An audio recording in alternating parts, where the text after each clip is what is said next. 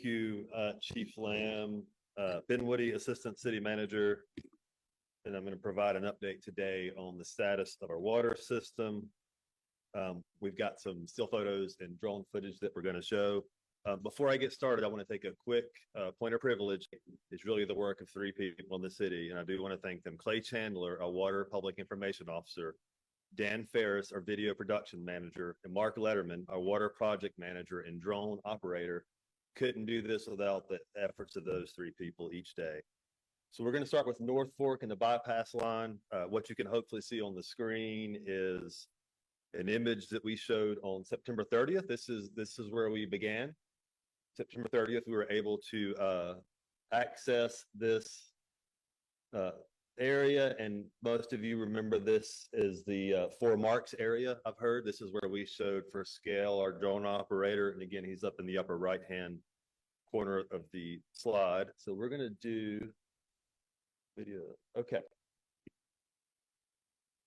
So I'm going to start a video. This is actually October 8th. So this is the condition of that yesterday, and I'll try to orient everybody to what you're seeing.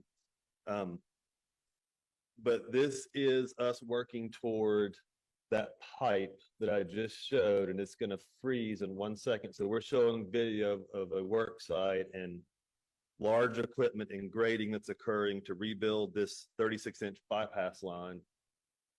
And as the video zooms in, it is going to pause. And so what I'm showing you is this we've highlighted the area. This is where that 36-inch line was that I showed you on September 30th. So this is where we are trying to get. We are moving from the plant to the distribution system. The reason the line's in a different location is a good example of why it's hard to estimate completion dates. As we were doing this, we put a camera in that original line and found that it was clogged by boulders. So we actually had to remove another section of pipe that goes to the distribution center. So what that did is it makes us have to go a little bit longer or further to get that connection made. So again, that's just the kind of unpredictability of construction. We're going to post these videos and let people see those. I'm not going to sit on the videos for the entire time. So our next video, or actually, excuse me, our next photo, again, just another example of what is happening. Yes, this is a video. So what I want to point out here is we are showing a crew that is in the trench, and they are installing and connecting these water mains. These are large pieces of pipe. And we do a lot of it with equipment, but I think it's important to show that we also have to do these things by hand. So you literally, if you can't see, you see a large water main, and you see contractors that are in the ground removing soil with shovels. So that is backbreaking work. That is what this looks like to repair this bypass line that is so critical as one of our steps to move forward. This next slide is just, this is an elbow. So there's good news on this slide. This is yesterday. You can see where an elbow, so that's a turn in the pipe, is being lowered into the work area. You can also see a pipe in the lower portion of this picture. This is the last connection we're trying to make. So we have gotten very close to getting the bypass line connected from the treatment plant to the distribution system. I'm going to talk about what that means. That does not mean there is water service, to be clear, but that is an important connection. And on this photo, you can see that we're really getting close. Perhaps had we not have had to remove that piece of pipe that was clogged with boulders, we may have had that connection made already, but that's just the contingencies that we have to be prepared for in construction. So I'm going to show another photo, and what this does is shows really the overall scope of the repair area. And I think this is an important photo because you see there's a lot of earth that's been moved around. And the reason we have to do that, and this is a really, so the red line, I'm showing a red line, that was the original location of the creek. So before Hurricane Helene, and it's still there, the bed is, but that was the original location. But as you can see, the entire waterway has shifted.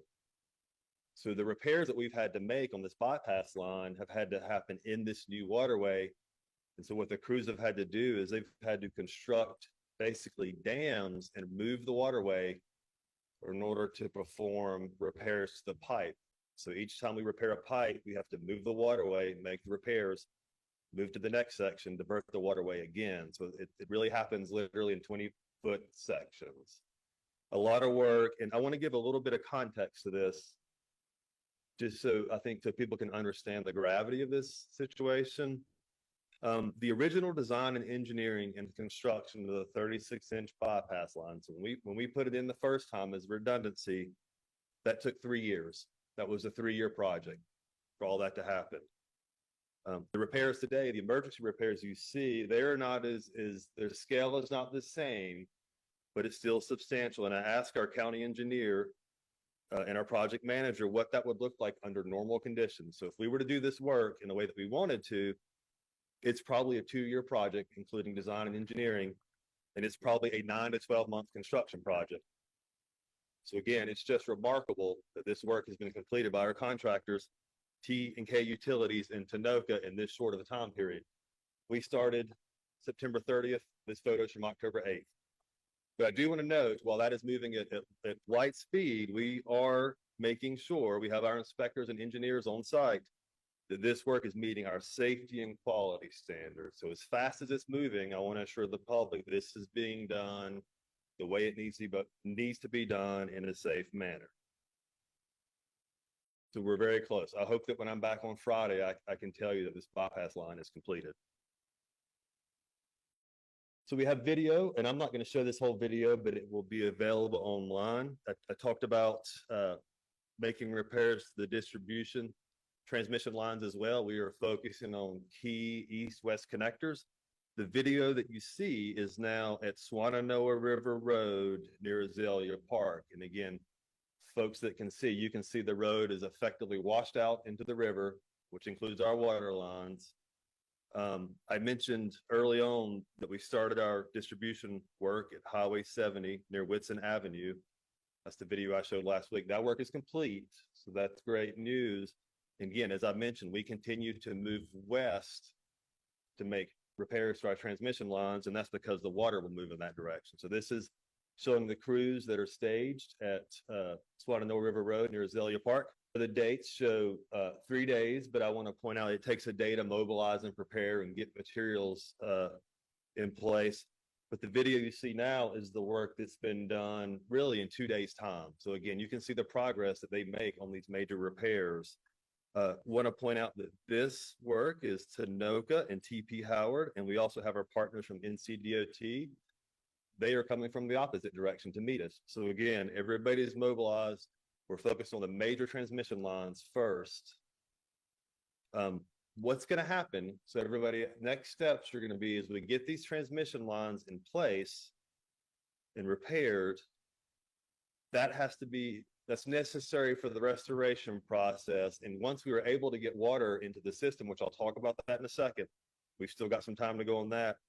Kind of the next phase of this is, and we're already doing this, but as we begin to pressurize the system, what we're going to learn is we're going to find more breaks in more areas that repairs are needed. So this is very large equipment that are making very large repairs. As it moves forward, the scale of those repairs become less. And that's when our City of Asheville water crews who are already working, they're going to have so much work to do in the coming weeks.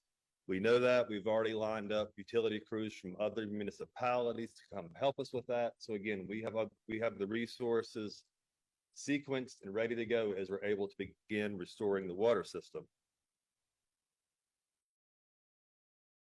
So that's my last video for the day. Again, we'll post those so everybody can see the work. So I want to start talking about North Fork Reservoir